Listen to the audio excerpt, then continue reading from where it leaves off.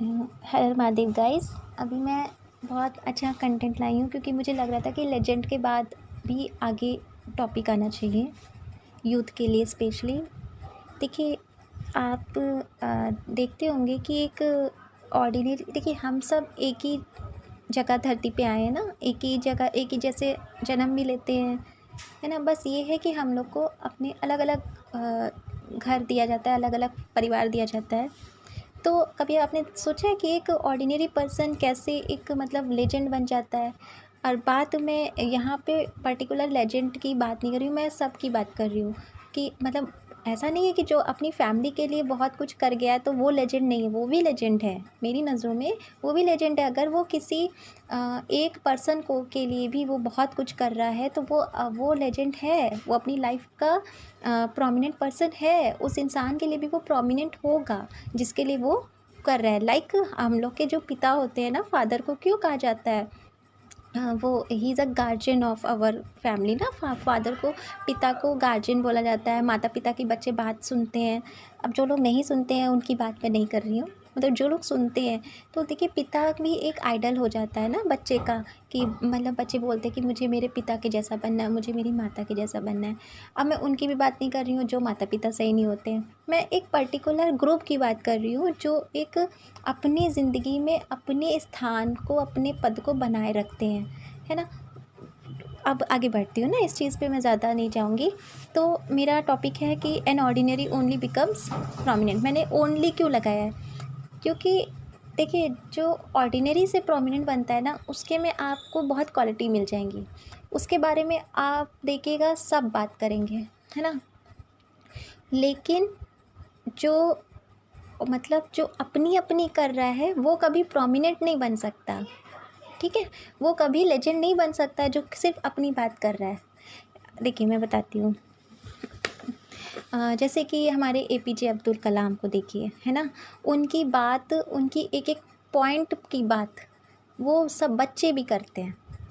सोचिएगा कि वो एक ऑर्डिनरी से कैसे एक प्रोमिनेंट बन गए। हमारे जो प्रेसिडेंट थे, 11th प्रेसिडेंट थे शायद इंडिया के ना। तो सोचिए वो इतने उनको लोग क्यों पसंद करते थे? वो अपनी अपनी गाथा नहीं बता रहे थे, उनको उन्होंने लाइफ में कितना एक्सपीरियंस किया होगा, जस्ट इमेजिन। तो एक ऑर्डिनरी पर्सन ही प्रोमिनेंट क्यों बनता है ना। मेरा मानना है कि आप मैं बता रही हूँ ना, आप सबको जागना पड़ेगा।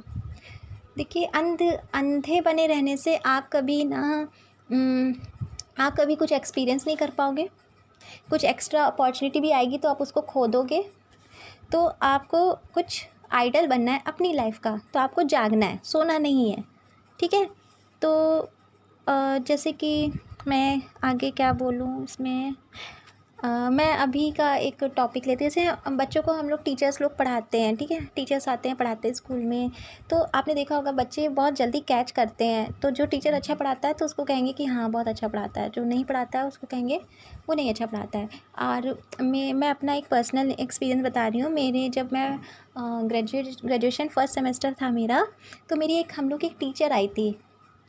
तो वो हमें पढ़ाती कम थी, वो अपनी मतलब ज़्यादा बात करती थी, अपनी अपनी बस, मतलब वही है, उन्हीं के पास है, उन्हीं की चीज़ें हैं। तो हम लोग ने 1 महीने के अंदर उनको रिप्लेस करवा दिया था। देखिए स्टूडेंट पावर इतनी होती है कि हम लोग टीचर को भी रिप्लेस कर सकते हैं एप्लीकेशंस डाल के ना। तो देखिए अपनी जो कराते हैं ना अपनी, वो कभी ना लेजेंड बनना तो दूर, वो एक प्रोमिनेंट ह्यूमन भी नहीं बन सकते, राइट। तो गुमराह करना गलत बात है, गलत शिक्षा देना गलत बात है, और अपने नीचे रखना सबको, ये भी गलत बात है। आई होप कि आप लोग मेरी इस बात से तो एग्री हो ही जाएंगे। तो प्रमुख क्या है? प्रमुख वो होता है जो खुद की बढ़ाई ना करे, है ना, वो कुछ करे। लाइक मैं इस चीज़ पे मैं एग्ज़ाम्पल बेस्ट मुझे लगता है एपीजे अब्दुल कलाम, और मुझे किरण बेदी भी बहुत मतलब लगती हैं कि ये 2 पर्सनैलिटी मुझे लगती हैं कि एक व्हाट बहुत ही लेजेंड नहीं बोलूँगी, पर हाँ इन लोगों में एक प्रोमिनेंट इंसान ज़रूर बोलूँगी, अपने देश के प्रोमिनेंट इंसान हैं। और रतन टाटा तो खैर लेजेंड है, उनको तो मैं लेजेंड की लिस्ट में लेती हूँ। तो गाइस ये जो हमारे एपीजे अब्दुल कलाम थे, ये मतलब इंदिरा गांधी को भी मैं ये उसमें लूँगी, प्रोमिनेंट में लूँगी। तो इन लोग में क्या था, ये मतलब ऐसे आइडल पर्सन है कि इनको हम शब्दों में एक्सप्लेन नहीं कर सकते हैं।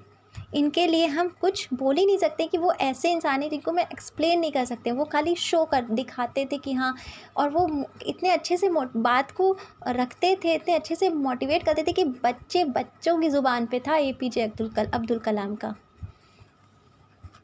तो कुछ लोग होते हैं जो वो कहते नहीं है सूर्य की तरह चमकते हैं। तो सूर्य क्या होता है, सूरज क्या करता है, वो खुद जलता है लेकिन फिर भी दूसरों को एक लाइट देता है, प्रकाश देता है ना।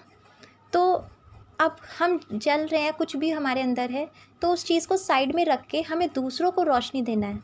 ये एक प्रोमिनेंट इंसान की पहचान होती है।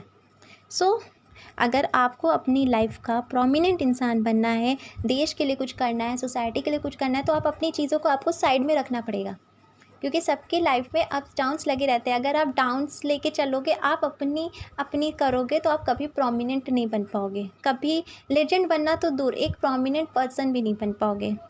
तो मैं यही बोलूँगी कि आप सूरज बनिए, दूसरों को रोशनी देना सीखिए, दूसरों को लाइट दीजिए। और उसके लिए आपको पहले अपनी लाइट बढ़ानी पड़ेगी ना।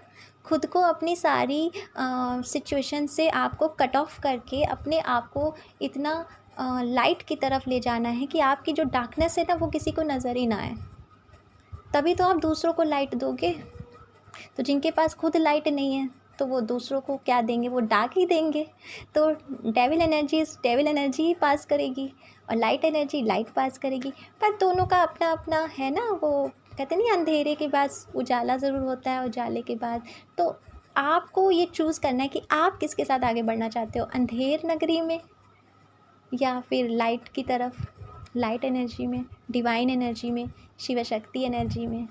तो ये आप पर मैं छोड़ती हूँ कि आप कैसे अपने जीवन के प्रोमिनेंट बन सकते हैं।